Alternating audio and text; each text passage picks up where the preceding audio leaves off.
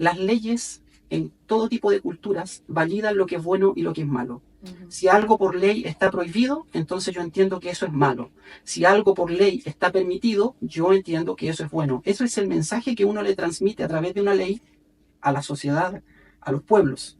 Por lo tanto, cada vez que legislamos en favor de ideas que son contrarias a las Sagradas Escrituras, lo que estamos diciendo, en otras palabras, es: esto es bueno, este es el camino, esto es lo correcto. Y eso sí va construyendo realidades. Hola a todos, bienvenidos a un nuevo capítulo de Libros Independientes. Este es nuestro quinto capítulo y tenemos un tremendo invitado y un tremendo libro del cual vamos a hablar. Estoy con Abel Carbacho, es justamente el autor de este tremendo libro que se llama Ideología de Género o Biología de Génesis. Me gustaría de alguna manera conversar con usted con respecto no solo al título, porque estuvimos conversando fuera de cámara, de que por qué le puso ideología de género o biología de génesis. Hay tanto una cosa relacionada con la parte biológica, la parte científica, pero también con la parte espiritual. Hola a todos los amigos de Chema Librería. Muy agradecido en primer lugar de estar acá, agradecido de la invitación a poder compartir lo que fue el trabajo que desarrollé durante varios años para poder elaborar este libro en particular. Respecto del título, creo que lo más relevante en señalar es el hecho de que yo pretendo realizar un contrapunto, ¿verdad? Un contraste entre una visión subjetiva de la realidad como es la ideología de género, que se sustenta en visiones pseudocientíficas, versus la biología o la perspectiva biológica que de alguna manera nos aportan las ciencias más duras, las ciencias que efectivamente nos han ayudado en el transcurso de los años a desarrollar una mejor calidad de vida. Y eso tiene un vínculo, a mi juicio, que es corroborado por la palabra de Dios, que es el enfoque cristiano que yo pretendo también otorgarle al libro. Claro, si vamos al fondo de todo lo que está ocurriendo con la ideología de género, va contra el orden natural, el orden divino, que sería Dios, que es justamente quien nos ha formado como hombre o mujer. Pero aparece esta ideología que de alguna manera ha entrado muy fuertemente en los jóvenes y los tiene como confundidos con respecto a quiénes son ellos realmente. Y yo le estaba preguntando hace un rato, cuando estábamos fuera de cámara, ¿cuándo se origina este libro? ¿Cuándo empieza con esta idea de realizar lo que yo encuentro que es un libro que es muy interesante en el sentido de que nos abre una visión diferente, una perspectiva diferente de cómo observar esta ideología? ¿Cuándo parte esta idea y por qué empieza a desarrollarla? Bueno, surge por necesidad. Básicamente el año 2015 se envía al Parlamento en Chile un proyecto de ley sobre el aborto en 3 causales. Yo empiezo a investigar sobre esa temática porque nosotros teníamos la intención de captar firmas para manifestar que la población o un porcentaje importante de la población estaba en contra de un proyecto como ese.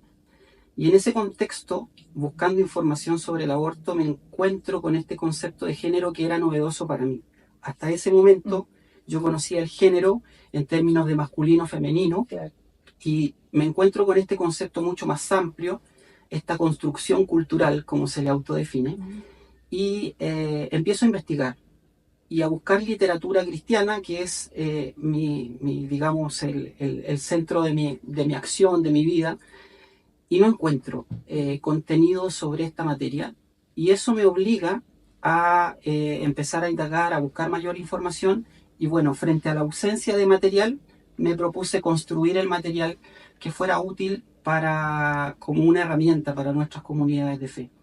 Creo que es muy importante aquí señalar lo siguiente: las comunidades de fe en las cuales yo generalmente tengo vínculos o contactos, que son las comunidades cristianas evangélicas, solemos ser comunidades que reaccionan a los fenómenos culturales, y creo que en ese sentido tenemos mucho que aprender. Tenemos que aprender a desarrollar la capacidad que advirtió Jesús, por lo demás, la capacidad de discernir los tiempos que estamos viviendo y de conectar de alguna manera los tiempos, los fenómenos culturales con las realidades espirituales.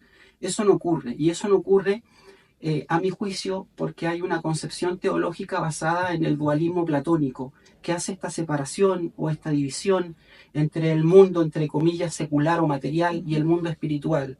Entonces, cuando uno va a una congregación, a una iglesia, a una comunidad de fe hablar sobre estos temas, pareciera que esos temas no son tangibles, no son cercanos a nuestra realidad espiritual. Y cuando no somos capaces de darnos cuenta que lo que ocurre en nuestra cultura afecta nuestra vida espiritual, marginamos estos temas y los dejamos en manos de personas, de gente que tiene visiones muy distintas de la visión cristiana. Exacto. Y justo me estaba acordando de lo que estábamos conversando antes de hacer digamos, la conversación oficial para el canal. Yo te hablaba acerca de cómo uno puede crear una realidad a través de una idea, a través de una palabra. Y eso es lo que están manipulando mucho ellos. Y lo otro también, ¿qué ocurre, por ejemplo? Usted lo ve del punto, lo está viendo muy del punto de vista espiritual, lo que es muy bueno, porque eso, como dice usted, separan a veces materia de espíritu cuando van juntas, van juntas. Y han horadado tanto en los jóvenes, y ahora quieren ir por los pequeños, con este tipo de cosas, tanto por la cosa del transgenerismo, o, como decía usted recién, género, conoce usted la palabra género como hombre-mujer, pero antiguamente yo, como soy un poquito mayor, yo lo conocía como sexo, es femenino o masculino. Después aparece género. Género en el fondo tiene que ver con estilos de música, tipo de tela. Es decir, yo lo conocía como eso. Y usted comentaba eso de cómo ellos crean la realidad a través de las palabras. O tratan de manipularla a través de las palabras, no que con eso realmente la cambian.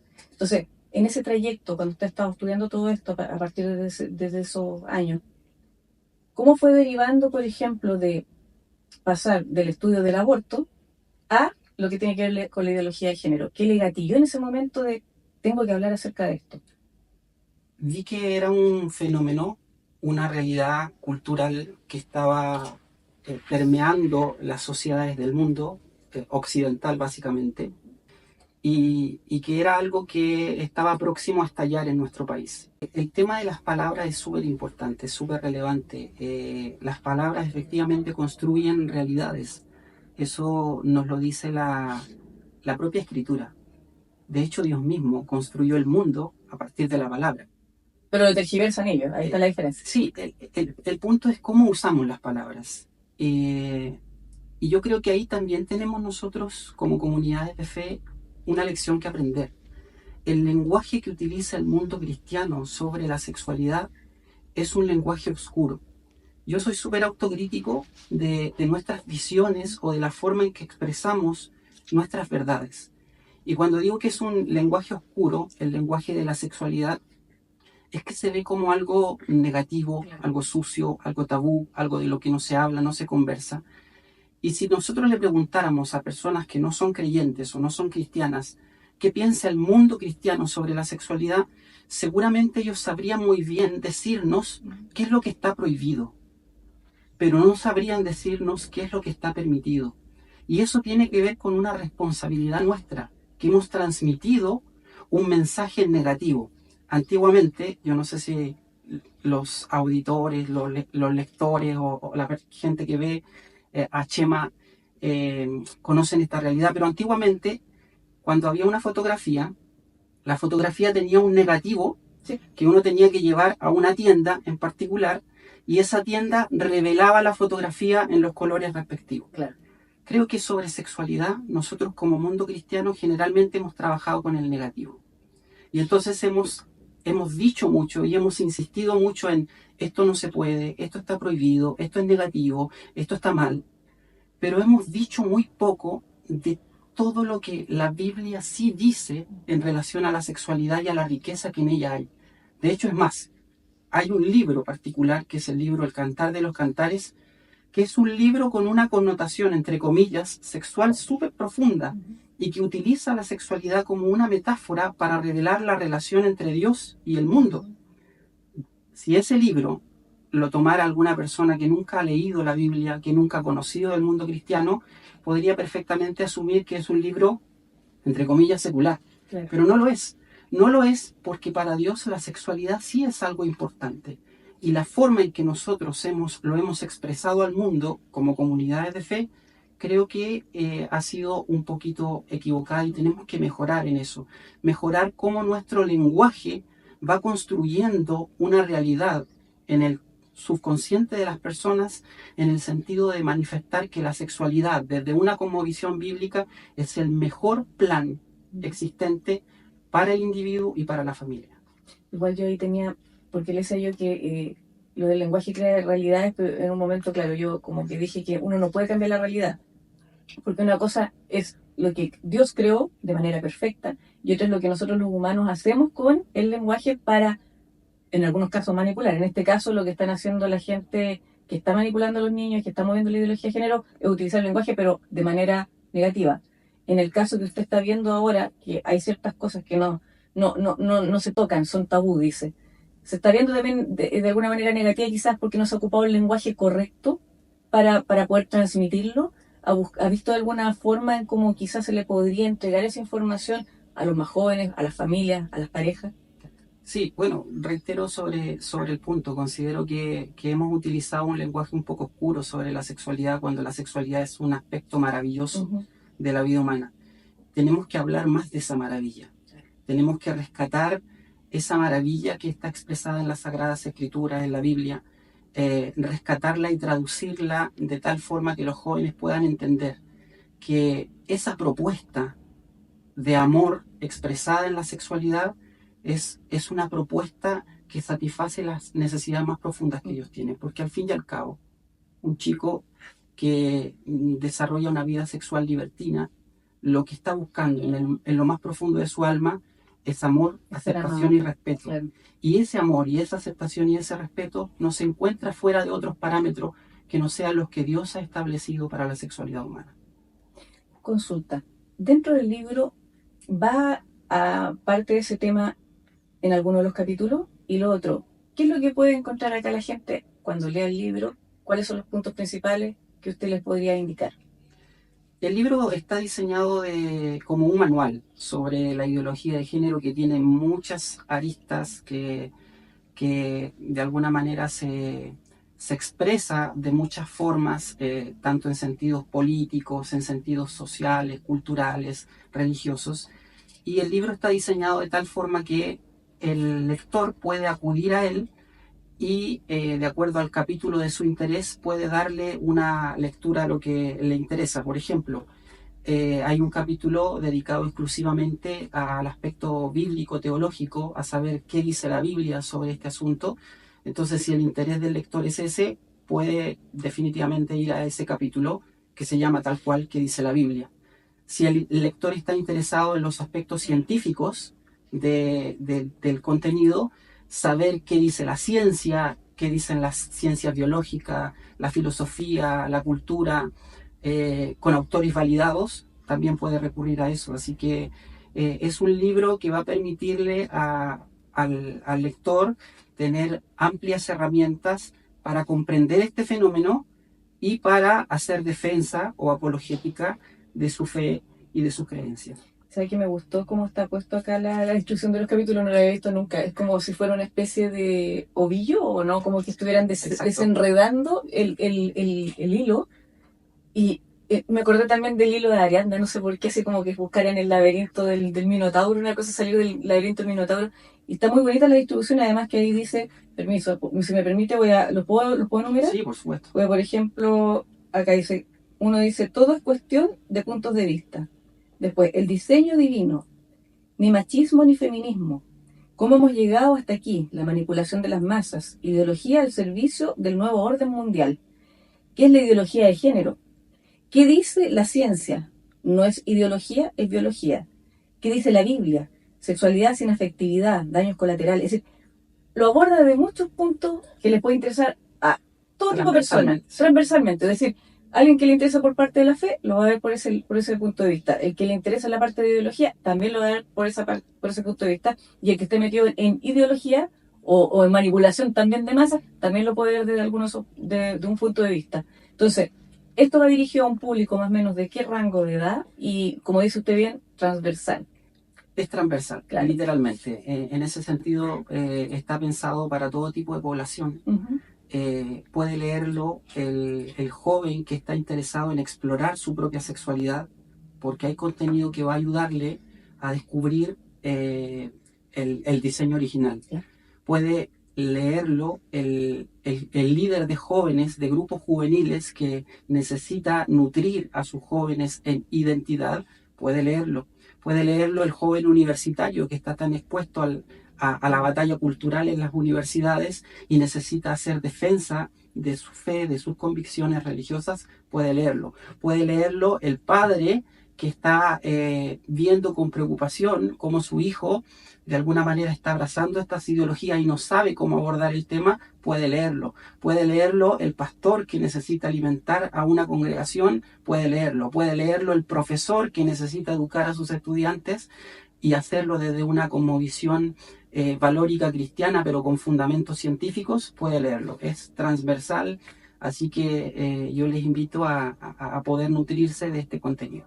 Excelente. Y lo otro que quería preguntar, cuando usted comenzó, como esto me dijo que partió del 2015, mucho antes de que aparecieran, por ejemplo, los libros de Agustín Laje relacionados con este tema, o de Pablo Muñoz Iturrieta, ¿quiénes fueron, digamos, las personas o los textos de los cuales usted también se pudo basar para poder empezar a desenrollar esta madeja extraña de la ideología de género? Hay un número increíble de autores. Como el libro tiene tantas temáticas o aborda tantas aristas, la diversidad de autores es bastante profunda. De hecho, creo que tengo cientos y tantas notas bibliográficas. Entre ellos sí, Agustín Laje fue un referente desde la perspectiva política, sociopolítica. Pero hay autores como el Dr. Meyer en Estados Unidos, hay referentes que tienen que ver con el área de las ciencias, son muchos, la verdad, porque leí cientos de artículos, decenas de libros de estas distintas áreas. Entonces, reitero, hay autores que tienen que ver con el mundo de las ciencias, hay autores que tienen que ver con el mundo de la política, autores que tienen que ver con el mundo de la filosofía, son diversos. Usted me comentó acerca de un libro que encontró en el cual tenían como especie de reseña, o donde fue como más una cosa más de documentación, donde recogieron diferentes textos, y ese fue como el puntapié inicial para usted para poder llegar a otros autores. Básicamente ese libro que se llama Ideología de Género, así tal cual, es un libro que encontré en una librería cristiana acá en Chile y fue el único manuscrito que abordaba este asunto, pero efectivamente lo hacía solo desde una perspectiva de documentación. Claro. ¿Ya?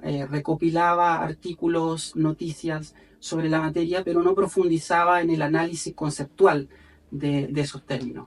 Y como no existía ese análisis conceptual, yo me di a la tarea de construir el material que sí pudiera tener esos conceptos desarrollados y elaborados. Pero efectivamente ese fue el único libro que encontré acá y que me inspiró a decir, necesitamos algo más que esto. ¿A usted le fue difícil encontrar al principio información? ¿No había nada? No había nada. Nada. En el año 2015 no había nada. Ahora, afortunadamente, cada vez hay un mayor número de literatura. Hay gente que se está atreviendo también, no solo a escribir, sino también a hablar. Claro. La autocensura ha sido un fenómeno con el que hemos tenido que luchar quienes hacemos apologética, defensa de la fe cristiana, muchísimo, porque sobre todo acá en Chile el cristiano suele ser retraído respecto de sus puntos de vista en estas materias culturales, por el mismo fenómeno que yo mencionaba hace un momento atrás, esto de disociar la realidad espiritual de las cosas materiales, hace que el cristiano promedio en Chile se retraiga de estos temas, se aísle de estos temas, se automargine, y eso va abriendo la cancha, digamos, a que el avance de estas ideologías y de estos conceptos o pensamientos vaya calando profundo en la sociedad, en la cultura, en la conciencia de las personas. Lo que no se da cuenta el cristiano promedio es que al actuar de esa manera no solo está brindándole libertad al enemigo, digamos, para hacer lo que quiera hacer culturalmente en la sociedad, sino que también es el resultado de abrazar una teología que es platónica, que es griega, que no es cristiana, porque efectivamente la verdadera teología lo que hace es mostrarnos al ser humano como un ser o un individuo integral, donde tanto su mente, su corazón, su espíritu son una sola cosa. Y cuando entendemos de esa forma o desde esa perspectiva de la realidad, entonces comprendemos que lo que ocurre en la legislación de un país sí tiene un impacto en la vida espiritual de una nación. Un ejemplo muy práctico. Las leyes en todo tipo de culturas validan lo que es bueno y lo que es malo. Si algo por ley está prohibido, entonces yo entiendo que eso es malo. Si algo por ley está permitido, yo entiendo que eso es bueno. Eso es el mensaje que uno le transmite a través de una ley a la sociedad, a los pueblos. Por lo tanto, cada vez que legislamos en favor de ideas que son contrarias a las Sagradas Escrituras, lo que estamos diciendo, en otras palabras, es: esto es bueno, este es el camino, esto es lo correcto. Y eso sí va construyendo realidades, porque las futuras generaciones van creciendo con esa nueva cosmovisión de la vida. Y eso es lo que tenemos que encontrar. Ahí me vinieron varias preguntas. Uno relacionado, las voy a lanzar al tiro para que no se me vaya. Lo de la comisión investigadora que se está haciendo en este momento en el Congreso con respecto de la hormonización de menores. Lo otro que usted también me había mencionado, que cosa que yo no sé cómo lo hace, pero yo lo felicito, que es conocer al enemigo. A usted le gusta investigar de alguna manera lo que hace el adversario, el que quiere de alguna manera manipular la realidad, el orden natural, a través de estas ideologías. Y tenía una tercera pregunta, pero se me fue en este momento, así que vaya con esas dos. Y de ahí voy a ver si me acuerdo de la tercera. Adelante. Sí. Bueno, el diablo es estéril. No crea nada nuevo. Exacto. Él solo toma lo existente, lo manipula, lo modifica, lo distorsiona. Y lo pervierte. Y lo pervierte. Eso es lo único que hace. Entonces, el desarrollar la capacidad de conocer cuáles son las estrategias, cuáles son las intenciones, cuáles son las formas y los métodos que utilizan quienes promueven este tipo de ideología, nos permite a nosotros descubrir dónde están sus falencias. Y creo que no tenemos que tener ningún temor de explorar la verdad bíblica desde todas las dimensiones. Yo siempre le digo a mis hijos: no le tengan miedo a la ciencia. La ciencia siempre, en última instancia, siempre, la verdadera ciencia, la ciencia objetiva, no la que especula, sino la ciencia que llega a conclusiones que son corroborables, Claro. Esa ciencia siempre apunta a Dios. Como un buen libro que ustedes hace poquito también estuvieron promoviendo acá, que se llama La huella en la célula. La huella en la célula. ¿Cierto? La huella en la célula. Así que hago promoción también ahí a ese libro. Siempre la ciencia apunta a Dios, siempre. Y entonces, cuando uno explora esa realidad, no tiene nada de qué temer. No hay temor en descubrir cómo la ciencia valida lo que la Biblia ha dicho por generaciones, por tiempo. Entonces, en ese sentido sí es importante conocer esos argumentos, esos fundamentos, porque los argumentos de la ideología son débiles, suelen ser escasos, suelen ser pseudociencia, todo manipulable, como quien está detrás de todo eso, que a mi juicio es el diablo, ¿verdad? Exacto. Y que es estéril y que por lo tanto solo toma la verdad de Dios, como lo hizo en el Génesis, para decir: con que Dios os ha dicho, no es tan así como Dios lo dijo. Claro. Y el diablo sigue haciendo lo mismo. No ha cambiado nada desde el Génesis hasta el día de hoy. No ha cambiado nada su metodología y su estrategia. Él sigue diciendo: con que Dios dijo, con que parece que esto es verdad, y así que no pueden comer de los árboles. Como que le metió la trampa ahí a... Es una trampa. Es una trampa. Es un tramposo. Es un tramposo y hay que descubrir y desarmar sus estrategias. Y ahora tiene las nuevas tecnologías y tantas cosas con las que puede llegar a la mente de las personas. Le preguntaba también eso de qué le ha parecido lo que ha visto hasta el momento de la comisión investigadora, que se han presentado diferentes personas. A mí personalmente me da mucha rabia de repente, porque digo, esto no se debería, es decir, qué bueno que salió a la palestra, pero qué lástima que se debe estar hablando de este tema. Y cómo niegan de que ellos no están haciendo nada contra los niños, pero al mismo tiempo también muestran a personas que dicen: sí, está pasando esto con los niños. Y eso, realmente lo que están tratando de promover y llevar ahí es completamente delictual, es decir, varios ya deberían estar en la cárcel.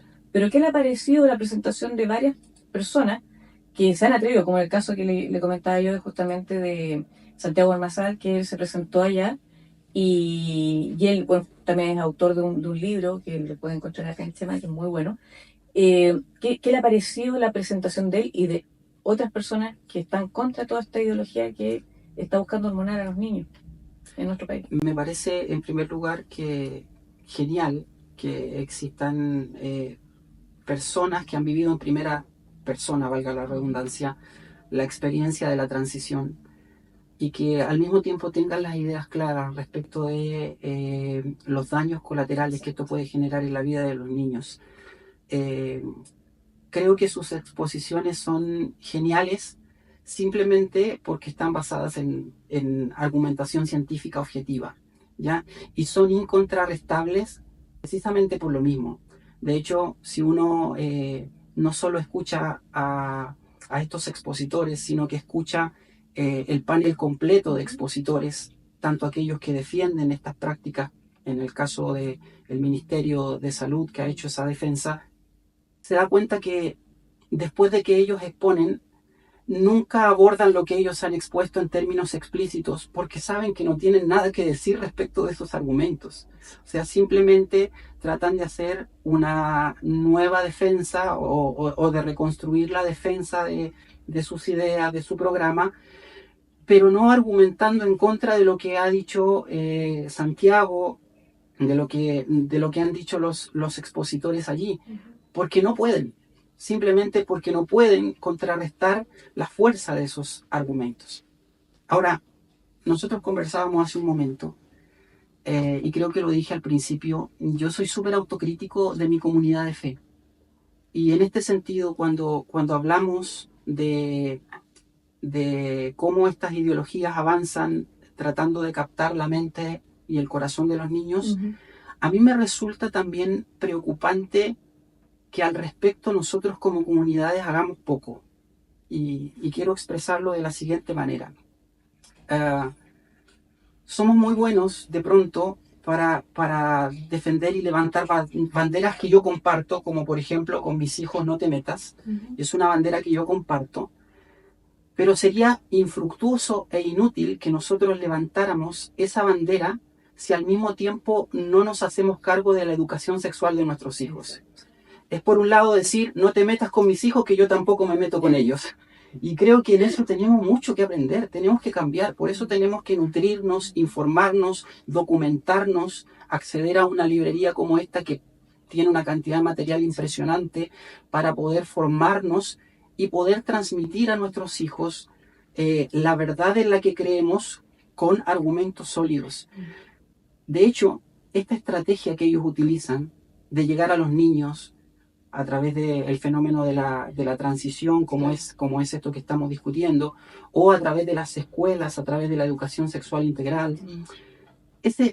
Eso, volvemos al punto que dijimos hace un momento atrás, el diablo es estéril, no crea nada nuevo.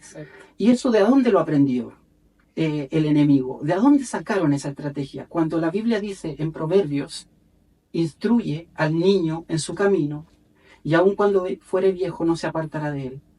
Ellos saben, ellos aprendieron, incluso a veces mejor que nosotros, que si formamos a nuestros niños, que si educamos en valores a nuestros niños, los cimientos que construimos en la infancia, de alguna manera, permiten la construcción del adulto futuro. Y ellos lo saben. Gramsci, que es uno de los pensadores políticos e ideológicos más influyentes de ese mundo, lo conocía. Él decía literalmente que era necesario para cambiar la cultura infiltrarse en la sociedad hasta llegar a la educación y infiltrarse a través de la educación en el pensamiento de las nuevas generaciones. Eso nosotros lo hemos descuidado. Y digo que lo hemos descuidado porque a través de la fundación que nosotros tenemos, desarrollamos talleres y programas de educación en sexualidad con un enfoque cristiano. Y cuando preguntamos a los padres, ¿ustedes hablan de sexualidad con sus hijos, padres cristianos? No lo hacen, por todos los tabúes existentes sobre esta materia, por algo que yo mencionaba hace un momento ya, respecto de que hemos utilizado un lenguaje oscuro, negativo sobre la sexualidad. No lo hacen. El punto es que si nosotros no hablamos de sexualidad con nuestros hijos, no alguien más lo hará, alguien más ya lo está haciendo. Y eso es preocupante. Y como usted dijo, lo están haciendo justamente en los colegios, es decir, aun cuando la ESI todavía no es legal, ya lo han implementado en los colegios, han estado experimentando.